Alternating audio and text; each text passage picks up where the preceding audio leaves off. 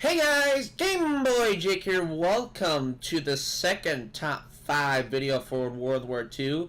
And just like the other list, we're going to be looking at weapons that, people use a lot. Hence, the list of the top 5 overrated weapons in COD World War II. And you can already get the answer to that. People use them a lot, and they think they're best, so let's get started. Number 5, the PPSH 41. The PPSH 41 is one of the famous World War II weapons, along with the M1, the MP40. Yeah, everyone knows about it. And I remember playing it back in World at War, and it was one of my favorite weapons in that game to use. In this season's Call of Duty World War II, it is used a lot as probably the dominant SMG in the game. Now I know that's a little saying, since there might be like DLC weapons, which are not going to be mentioned at all, as usual.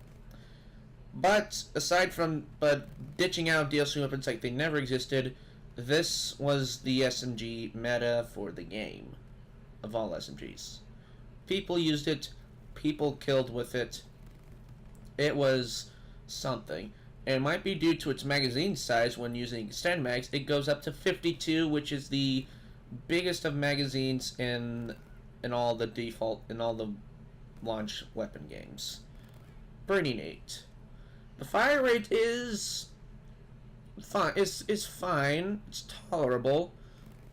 It's got a good fire rate to it, and the shots to kill are fine too, a good between 4 and 7 shots. Not too bad. Not too bad at all. And then the reload time is fine. I mean, I guess it's a fine weapon. But then the reason it's at number 5 is because, well, I guess not a lot of people are using it as much as they used to. As soon as those DLC SMG weapons came out, they went towards them. PPSH was almost forgotten, but not really. But I do see 1 or 2 people almost every game, not every game though, using them. So that is number 5. I'll see you guys at number 4.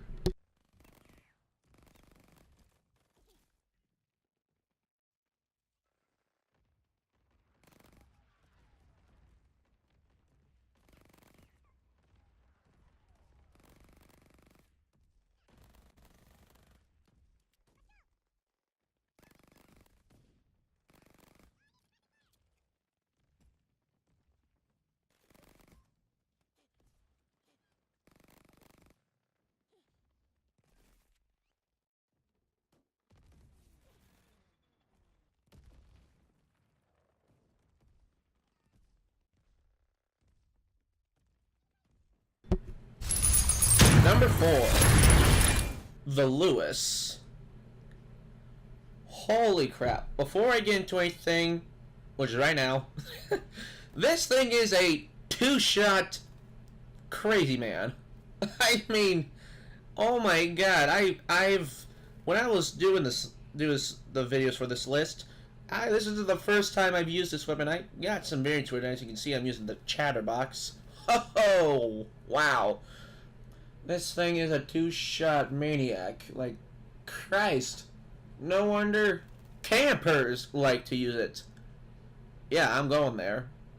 The Lewis is like the signature camper weapon. Like, it's crazy. In this gameplay here, I don't do that. I'm running around shooting people. I was definitely surprised of what this weapon can do. I was thinking, it's just gonna have some stuff to it. I'm aware of the 2-shot, but I didn't know it was gonna be like this. Oh god. And you might be thinking, for a 2-shot, for an LMG, you should think the recoil might be a little high. Well, surprising thing is that there's little to no recoil to it, which I'm surprised about too.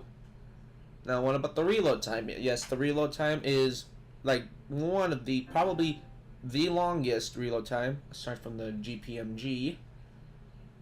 Yep. But before DLC weapons like the GPMG, this was the slowest reloading weapon in the game, which was something.